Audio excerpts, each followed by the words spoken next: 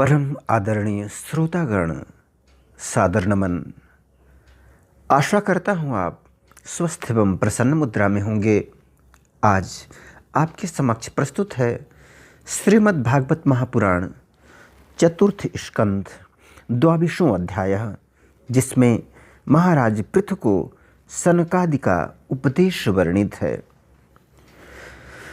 सच्चिदानंद रूपाय विश्वोत्पत्त्यादि Hathaway तापत्रय विनाशाय श्रीकृष्णाय वयं नमः। नारायणं नमस्कृत्य नरं चैव नरोत्तमं देवीं सरस्वतीं व्यासं ततो जयमुदीरयेत्।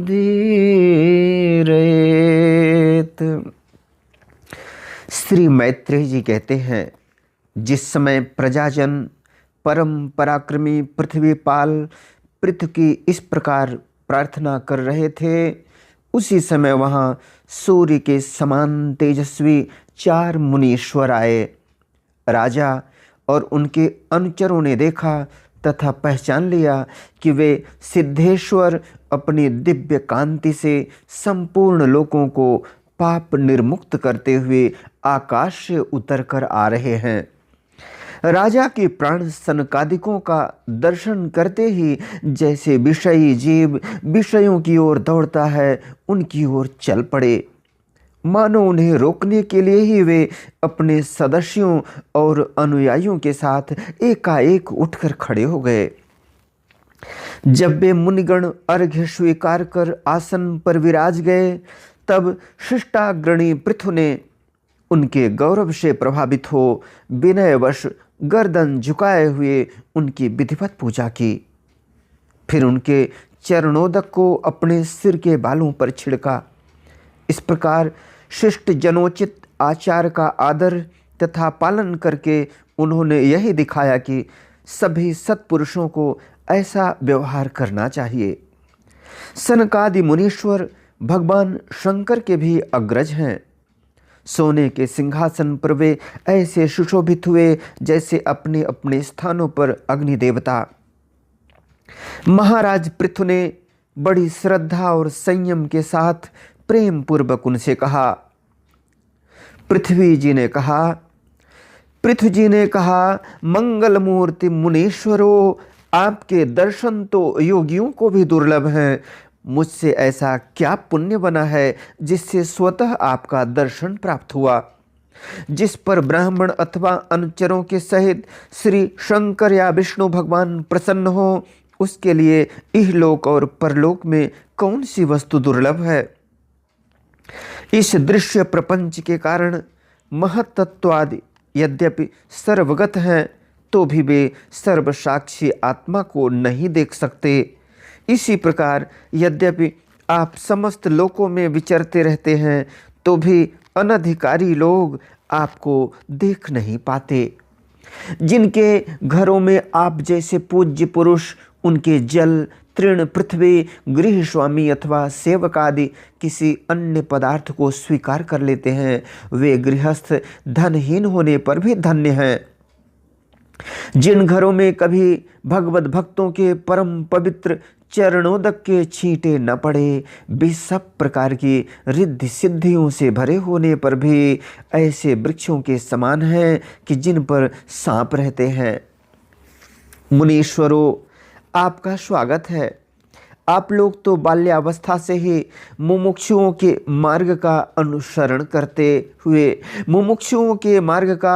करते हुए एकाग्र चित्त से ब्रह्मचर्य आदि महान व्रतों का बड़ी श्रद्धापूर्वक आचरण कर रहे हैं।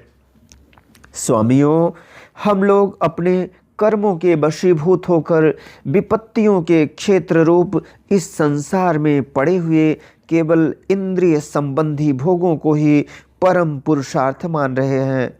सो क्या हमारे निस्तार का भी कोई उपाय है? आप लोगों से कुशल प्रश्न करना उचित नहीं है, क्योंकि आप निरंतर आत्मा में ही रमण करते हैं। आप में यह कुशल है और यह अकुशल है, इस प्रकार की वृत्तियां कभी होती ही नहीं। आप संसारानल से संतप्त जीवों के परम सुहृद हैं। इसलिए आप में विश्वास करके मैं यह पूछना चाहता हूँ कि इस संसार में मनुष्य का किस प्रकार सुगमता से कल्याण हो सकता है।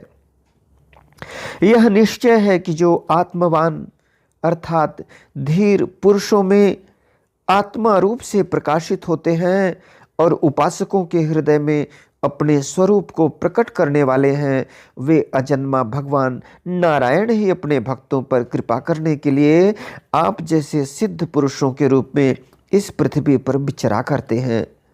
श्री मैत्रेय जी कहते हैं, राजा पृथु के ये युक्त युक्त गंभीर परिमित और मधुर वचन सुनकर श्री सनत कुमार जी बड़े प्रसन्न हुए और कुछ मुस्कुराते हुए कहने लगे। श्री सनत कुमार जी ने कहा, महाराज, आपने सब कुछ जानते हुए भी समस्त प्राणियों के कल्याण की दृष्टि से बड़ी अच्छी बात पूछी है। सच है, साधु पुरुषों की बुद्धि ऐसी ही हुआ करती है। सत्पुरुषों का समागम श्रोता और वक्ता दोनों को ही अभिमत होता है। सत्पुरुषों का समागम श्रोता और वक्ता दोनों को ही अभिमत होता है, क्योंकि उनके प्रश्नोत्तर सभी का कल्याण करते हैं। राजन, श्री मधुसूदन भगवान के चरण कमलों के गुणानुवाद में अवश्य ही आपकी अविचल प्रीति है। हर किसी को इसका प्राप्त होना बहुत कठिन है, और प्राप्त हो जाने पर भी यह हृदय के भीतर रहने वाले उस वासना रूप मल को सर्वथा नष्ट कर देती है, जो और किसी उपाय से जल्दी नहीं छूटता। शास्त्र जीवों के कल्याण के लिए भली भांति विचार करने वाले हैं। उनमें आत्मा से भिन्न देहादि के प्रति वैराग्य तथा अपने आत्मस्वरूप निर्गुण ब्रह्म में सुदृढ़ अनुराग होना, यही कल्याण का साधन निश्चित किया गया है। शास्त्रों का यह भी कहना है कि गुरु और शास्त्र के वचनों में विश्वास रखने से, भागवत धर्मों का आचरण करने से, तत्व जिज्ञासा से, ज्ञान योग की निष्ठा से, योगेश्वर श्री हरि की उपासना से, नित्य प्रति पुण्य कीर्ति श्री भगवान की पावन कथाओं को सुनने से, जो लोग धन और इंद्रियों के भोगों में ही रत हैं, उनकी गोष्ठी में प्रेम न रखने से, उन्हें प्रिय लगने वाले पदार्थों का आसक्तिपूर्वक संग्रह न करने से, भगवद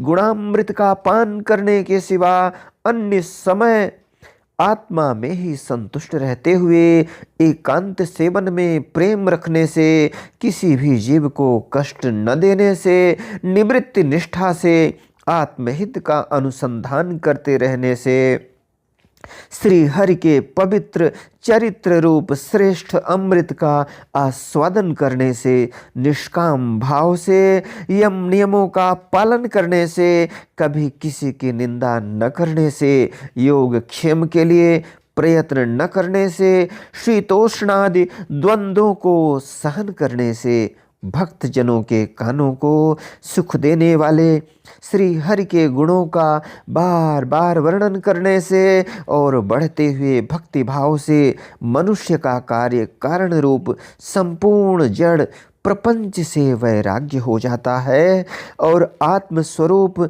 निर्गुण पर ब्रह्म में अनायास ही उसकी प्रीति हो जाती है। पर ब्रह्म में सुदृढ़ प्रीति हो जाने पर पुरुष सद्गुरु की शरण लेता है और फिर ज्ञान और वैराग्य के प्रबल वेग के कारण वासना शून्य हुए अपने अविद्यादि 5 प्रकारों के क्लेशों से युक्त अहंकारात्मक अपने लिंग शरीर को वह उसी प्रकार भस्म कर देता है जैसे अग्नि लकड़ी से प्रकट होकर फिर उसी को जला डालती है। इस प्रकार लिंग देह का नाश हो जाने पर वह उसके कर्तृत्व आदि सभी गुणों से मुक्त हो जाता है। फिर तो जैसे स्वप्नावस्था में तरह तरह के पदार्थ देखने पर भी उससे जग पड़ने पर उनमें से कोई चीज़ दिखाई नहीं देती, उसी प्रकार वह पुरुष शरीर के बाहर दिखाई देने वाले घट पट आदि और भीतर अनुभव होने वाले सुख दुख आदि को भी नहीं देखता। इस स्थिति के प्राप्त होने से पहले ये पदार्थ ही जीवात्मा और परमात्मा के बीच में रहकर उनका भेद कर रहे थे। जब तक अंतःकरण रूप उपाधि रहित है तभी तक पुरुषों को जीवात्मा, इंद्रियों के विषय और इन दोनों का संबंध कराने वाले अहंकार का अनुभव होता है। इसके बाद नहीं, बाह्य जगत में भी देखा जाता है कि जल, दर्पण आदि निमित्तों के रहने पर ही अपने बिंब और प्रतिबिंब का भेद दिखाई देता है, अन्य समय नहीं। जो लोग विषय चिंतन में लगे रहते हैं उनकी इंद्रियां विषयों में फंस जाती हैं तथा मन को भी उन्हीं की ओर खींच ले जाती हैं। फिर तो जैसे जलाशय के तीर पर उगे हुए कुशादि अपनी जड़ों से उसका जल खींचते रहते हैं, उसी प्रकार वह इंद्रियासक्त मन बुद्धि की विचार शक्ति को क्रमशः हर लेता है। इस प्रकार वह इंद्रियासक्त मन बुद्धि की विचार शक्ति को क्रमशः हर लेता है। विचार शक्ति के नष्ट हो जाने पर पूर्वापर की स्मृति जाती रहती है और स्मृति का नाश हो जाने पर ज्ञान नहीं रहता। इस ज्ञान के नाश को ही पंडित जन अपने आप अपना नाश करना कहते हैं। जिसके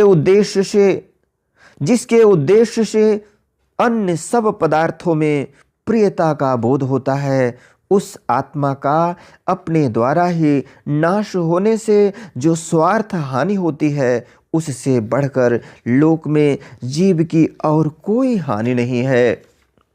धन और इंद्रियों के विषयों का चिंतन करना मनुष्य के सभी पुरुषार्थों का नाश करने वाला है, क्योंकि इनकी चिंता से वह ज्ञान और विज्ञान से भ्रष्ट होकर वृक्षादि स्थावर योनियों में जन्म पाता है। इसलिए जिसे अज्ञानांधकार से पार होने की इच्छा हो उस पुरुष को विषयों में आसक्ति कभी नहीं करनी चाहिए, क्योंकि यह धर्म, अर्थ, काम और मोक्ष की प्राप्ति में बड़ी बाधक है। धर्म, अर्थ, काम और मोक्ष की प्राप्ति में बड़ी बाधक है। इन चार पुरुषार्थों में भी सबसे श्रेष्ठ मोक्ष ही माना जाता है, क्योंकि अन्य तीन पुरुषार्थों में सर्वदा काल का भय लगा रहता है। प्रकृति में गुण क्षोभ होने के कारण जितने भी उत्तम और अधम भाव पदार्थ प्रकट हुए हैं उनमें कुशल से रह सके ऐसा कोई भी नहीं है। काल भगवान उन सभी के कुशलों को कुचलते रहते हैं। अतः राजन, जो भगवान देह, इंद्रिय, प्राण, बुद्धि और अहंकार से आवृत सभी स्थावर जंगम प्राणियों के हृदयों में जीव के नियामक अंतर्यामी आत्मा रूप से सर्वत्र साक्षात प्रकाशित हो रहे हैं, उन्हें तुम वह मैं ही हूँ ऐसा जानो। जिस प्रकार माला का ज्ञान हो जाने पर उसमें सर्प बुद्धि नहीं रहती, उसी प्रकार विवेक होने पर जिसका कहीं पता नहीं लगता, ऐसा यह मायामय प्रपंच जिसमें कार्य कारण रूप से प्रतीत हो रहा है और जो स्वयं कर्म फल कलुषित प्रकृति से परे है, उस नित्य मुक्त निर्मल और ज्ञान स्वरूप परमात्मा को मैं प्राप्त हो रहा हूँ। संत महात्मा जिनके चरण कमलों के अंगुली दल की छिटकती हुई छटा का स्मरण करके अहंकार रूप हृदय ग्रंथि को जो कर्मों से गठित है इस प्रकार छिन्न भिन्न कर डालते हैं कि समस्त इंद्रियों का प्रत्याहार करके अपने अंतःकरण को निर्विषय करने वाले सन्यासी भी वैसा नहीं कर पाते। तुम उन सर्वाश्रय भगवान वासुदेव का भजन करो। जो लोग मन और इंद्रिय रूप मगरों से भरे हुए इस संसार सागर को योगादि दुष्कर साधनों से पार करना चाहते हैं, उनका उस पार पहुंचना कठिन ही है, क्योंकि उन्हें कर्णधार रूप श्रीहरि का आश्रय नहीं है। अतः तुम तो भगवान के आराधनीय चरण कमलों को नौका बनाकर अनायास ही इस दुस्तर समुद्र को पार कर लो। श्री मैत्रेय जी कहते हैं, विदुर जी ब्रह्मा जी के पुत्र आत्मज्ञानी सनत कुमार जी से इस प्रकार आत्म तत्व का उपदेश पाकर महाराज पृथु ने उनकी बहुत प्रशंसा करते हुए कहा। राजा पृथु ने कहा, भगवान दीन दयाल श्री हरि ने मुझ पर पहले कृपा की थी, उसी को पूर्ण करने के लिए आप लोग पधारे हैं। आप लोग बड़े ही दयालु हैं। जिस कार्य के लिए आप लोग पधारे थे उसे आप लोगों ने अच्छी तरह संपन्न कर दिया।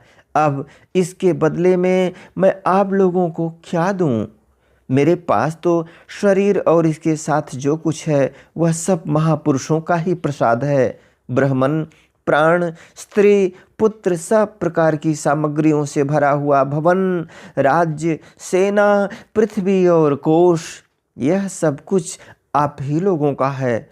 अतः आपके ही श्री चरणों में अर्पित है। वास्तव में तो सेनापतित्व, राज्य, दंड विधान और संपूर्ण लोकों के शासन का अधिकार वेद शास्त्रों के ज्ञाता ब्राह्मणों को ही है। ब्राह्मण अपना ही खाता है, अपना ही पहनता है और अपने ही वस्तु दान देता है। दूसरे क्षत्रिय आदि तो उसी की कृपा से अन्न खाने को पाते हैं।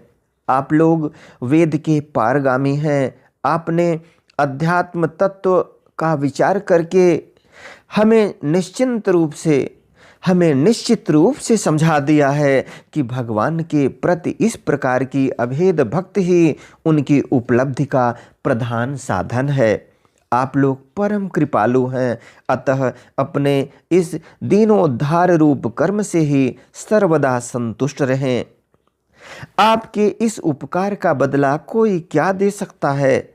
इसके लिए प्रयत्न करना भी अपनी हंसी कराना ही है। श्री मैत्रेय जी कहते हैं, विदुर जी फिर आदिराज पृथु ने आत्मज्ञानियों में श्रेष्ठ सनकादि की पूजा की और वे उनके शील की प्रशंसा करते हुए सब लोगों के सामने ही आकाश मार्ग से चले गए। महात्माओं में अग्रगण्य महाराज पृथु उनसे आत्मोपदेश पाकर चित्त की एकाग्रता से आत्मा में ही स्थित रहने के कारण अपने को कृतकृत्य सा अनुभव करने लगे। वे ब्रह्मार्पण बुद्धि से